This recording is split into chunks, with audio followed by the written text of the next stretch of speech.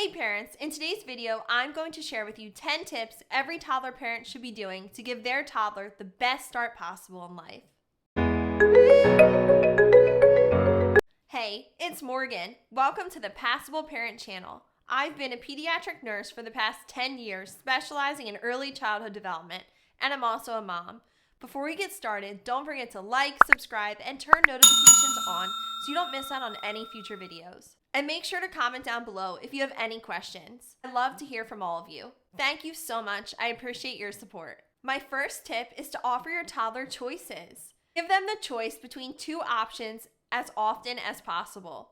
Would you like to wear the blue shirt today or the red shirt today? We are going out to eat to dinner with our friends. Would you like to go into the car feet first or arms first?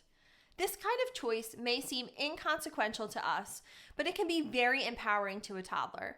Offering the option between two choices is the perfect amount because it isn't an overwhelming amount of choice for your toddler, but it gives them the confidence and the feeling of control and empowerment. My second tip is to give your toddler simple tasks. Children can start following one-step and two-step directions around the age of 1. Suggest a task and participate with your child at first. For instance, you can say, let's put your clothes in the hamper, and then let your child put them in. Or let's put the clothes into the washing machine. Or time to put the toys back into the basket. Or even, let's go outside. First, we need to find your shoes. Let's go see where they are. With practice, your toddler can start to do these things on their own. This encourages language processing, independence, and many proud moments for you and your toddler. My next tip is to follow their lead. Observe what your toddler grabs, touches, looks at, and responds to. Then engage with those experiences or objects. This sounds simple, but it requires your attention and shows your toddler that you are interested in the things that they find interesting, which helps create bonds between the two of you.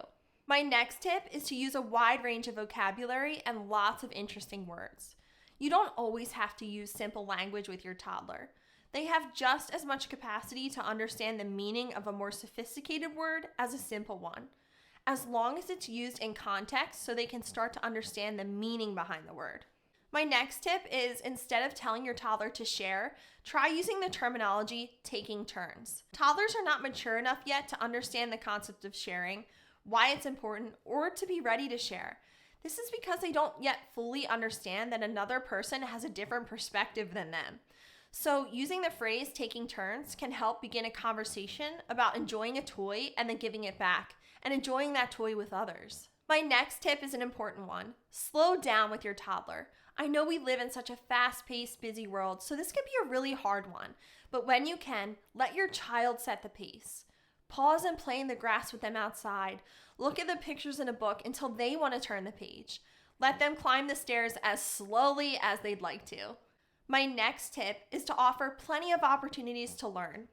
We get so used to doing everything for our babies, but as they grow, they need some space and time and opportunities to try some things on their own. Let them open drawers with your supervision that are safe for them to open. Let them take off their own socks and wash and dry their hands. They won't do these things perfectly right away and will need your help and support, but the learning is in the doing.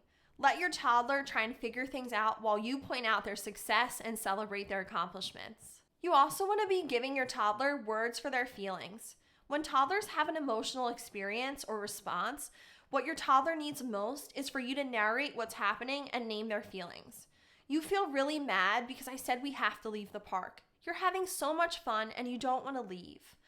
Or you fell down and that really surprised you.